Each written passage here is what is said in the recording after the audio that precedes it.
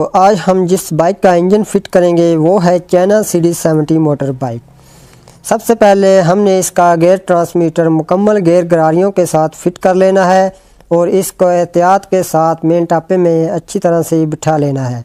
अब शाफ्ट को मूव करके देखो तो ये अच्छी तरह से काम कर रही है। तो उसके बाद हमने इसकी क्रैंक शाफ्ट लगानी है। क्रैंक शाफ्ट लगाने के बाद आपने इसको अच्छी तरह से टापे में बिठा लेना है। बिठाने के बाद इसको घुमा कर अच्छी तरह से चेक कर लेना है। तो दोस्तों इसके बाद हम इसकी किक शाफ्ट लगाएंगे। किक शाफ्ट लगाने के बाद दोस्तों किक शाफ्ट के ऊपर एक अदद वाशल होती है, वो वाशल आपने लाजमन लगानी होती है। अगर नहीं लगाते तो इसकी वजह से बाइक में अजीब सी आवाज़ पैदा होती है जो सुनने में ज़रा भी अच्छी नहीं लगती। तो दोस्तों इसके बाद हम इसकी पैकिंग लगाएंगे। पैकिंग लगाने से पहले आपने टापे में 2 अदद डबल पिन्ने होती हैं वो लगानी है। उन पिन्नों को लगाने का बहुत ही फ़ायदा होता है। उससे ये होता है कि जब भी आपकी मोटर बाइक चलता है और वाइब्रेशन करता है तो टापे में वाइब्रेट नहीं होता और जिसकी वजह से इसके जो पेच होते हैं, बोल्ट होते हैं, वो ढीले नहीं होते हैं। तो इसके बाद हमने इसका दूसरा टापा इसके ऊपर लगा देना है और लगाने के बाद इसकी दूसरी साइड कर लेनी है। दूसरी साइड करने के बाद दोस्तों हमने इसका जो गियर ट्रांसमीटर वाला काबला होता है 6 नंबर का एलकी वाला, वो लगा देना है। उसको लगाने के बाद 6 mm की एलकी से उसको अच्छी तरह से टाइट कर देना है।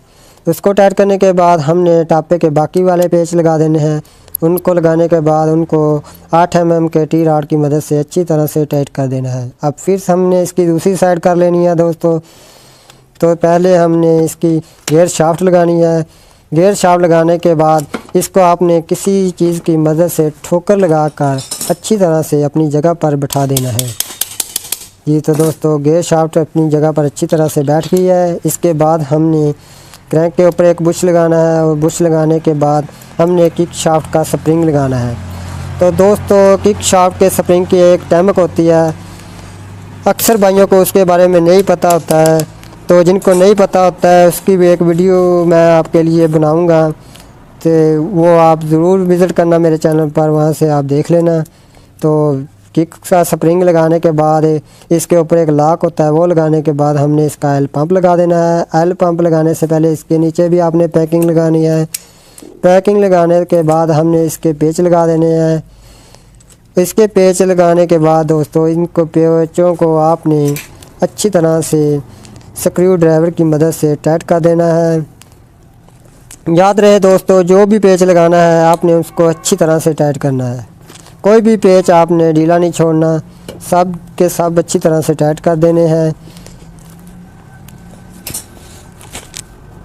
तो इनको लगाने के बाद हम इसकी स्टॉपर पत्ती लगाएंगे। स्टॉपर पत्ती में एक अदद पेच होता है 10 mm का और एक अदद स्प्रिंग होता है।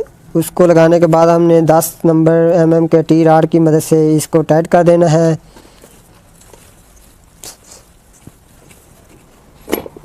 और फिर इसको 10 mm की गोटी से और अच्छी तरह से टाइट कर देना है। ये लगाने के बाद दोस्तों हम जो इसकी बड़ी वाली फ्री गरारी होती है वो लगाएंगे। वो लगाने के बाद इसके ऊपर जो लॉक होता है वो लगा देना है लॉक प्लास्टिक की मदद से, और इसको अच्छी तरह से चेक कर लेना है दोस्तों। तो इसको चेक करने के बाद हमने इसका क्लच बुश लगाना है। क्लच बुश लगाने के बाद अब हम इसकी क्लच प्लेट डालेंगे। क्लच प्लेट के लिए हम ये न्यू कोला इस्तेमाल कर रहे हैं, क्लच कोला। क्लच कोले को हमने पूलर में रख लिया है, क्लच पूलर में, और इसके अंदर स्प्रिंग डालेंगे। फिर इसकी जो मैदानी होती है वो लगाएंगे। मैदानी लगाने के बाद हम पूलर को अच्छी तरह से टाइट कर लेंगे। पूलर को टाइट करने के बाद हमने इंजन ऑयल लेना है, थोड़ा सा एक ढक्कन। इससे हम जो क्लच प्लेट है उनको ऑयल करेंगे, लुब्रिकेट करेंगे ऑयल से। उससे आपको बहुत ही फ़ायदा होता है कि जब भी हम क्लच प्लेट मोटर बाइक में इंस्टॉल करें तो उनको ऑयल लाजमी करें। वो इसलिए कि जब हम वैसे ही फिट कर देंगे ना तो जो बाइक का खुद का तेल होता है इंजन में वो इस क्लच प्लेट तक जल्दी नहीं पहुंच पाता, जिसकी वजह से इनको घसाव लग जाता है और हमारी जो क्लच प्लेट है वो अच्छी तरह से वर्क नहीं करती, जैसी हमें चाहिए वैसा काम नहीं करती। तो इससे पहले अच्छा है कि हम इसको ऑयल लगा लें। ऑयल लगाने के बाद हमने इसको क्लच कोले में फिट कर देना है। पहले हम इसकी क्लच प्लेट डालेंगे। क्लच प्लेट डालने के बाद इसके ऊपर थोड़ा सा फिर ऑयल लगाएंगे। लगाने के बाद हम इसकी एक अदर प्रेशर प्लेट डालेंगे। प्रेशर प्लेट डालने के बाद दोस्तों फिर हम इसकी क्लच प्लेट डालेंगे। क्लच प्लेट को डालने के बाद फिर से प्रेशर प्लेट डालेंगे। याद रहे आपने इसको अच्छी तरह से फिट करना है, बिठा कर जल्दी नहीं करनी, बिल्कुल एहतियात के साथ काम करना है। तो दोस्तों आपने इसके ऊपर फिर प्रेशर प्लेट लगाने के बाद इसके ऊपर एक अदर लॉक होता है, वो लॉक लगा देना है।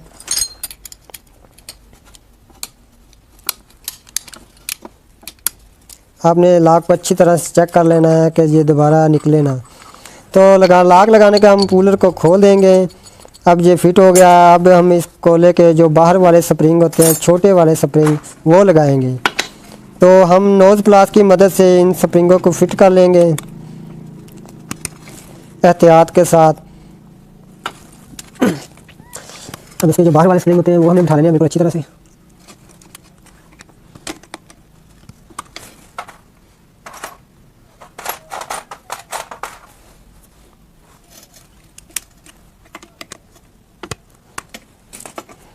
जी तो दोस्तों हमने इसके स्प्रिंग को लगा लिए हैं।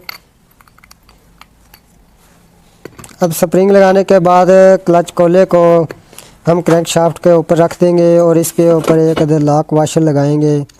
इसकी ये लॉक वाशर होती है और इसके ऊपर एक प्लेन वाशर रखेंगे जिसके ऊपर आउटसाइड लिखा होता है और इसके ऊपर इसका जो बोल्ट होता है वो लगाएंगे।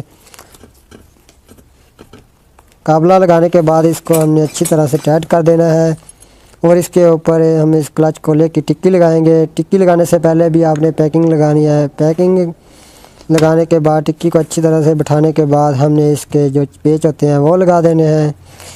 इसके पेच को हमने स्क्रू ड्राइवर की मदद से अच्छी तरह से टाइट कर देना है। इसके जो 4 पेच होते हैं इनको आपने अच्छी तरह से टाइट कर देना है, इसमें कोई भी ढीलापन ना रहे।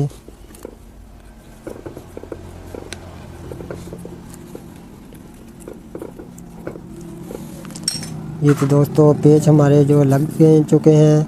अब इसके अंदर हम बैरिंग डालेंगे।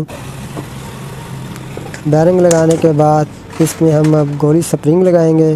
गोली स्प्रिंग लगाने के बाद दोस्तों हम इसकी फिर से पैकिंग लगाएंगे।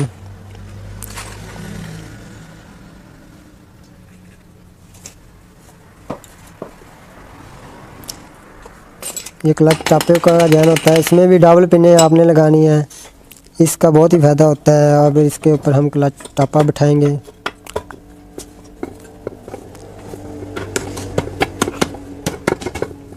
ये तो दोस्तों क्लच टापा बिठाने के बाद हम इसके अब जो पेच होते हैं वो लगाएंगे और इनको अच्छी तरह से टाइट कर देंगे।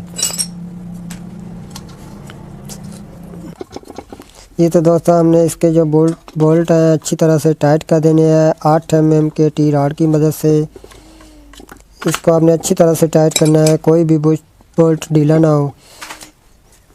इसके बाद हमने इसकी ऑयल गेज को लगा देना है। ऑयल गेज लगाने के बाद इसका अब हम फ्रंट वाला जहाँ पर हेड सिलेंडर होता है वो इंस्टॉल करेंगे। वो इंस्टॉल करने से पहले हमने इसमें सबसे पहले टाइमिंग चैन लगानी है। ये तो दोस्तों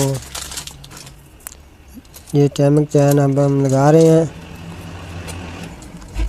टाइमिंग चैन लगाने के बाद इसके ऊपर एक गतर गोट लगाएंगे, टाइमिंग गोट।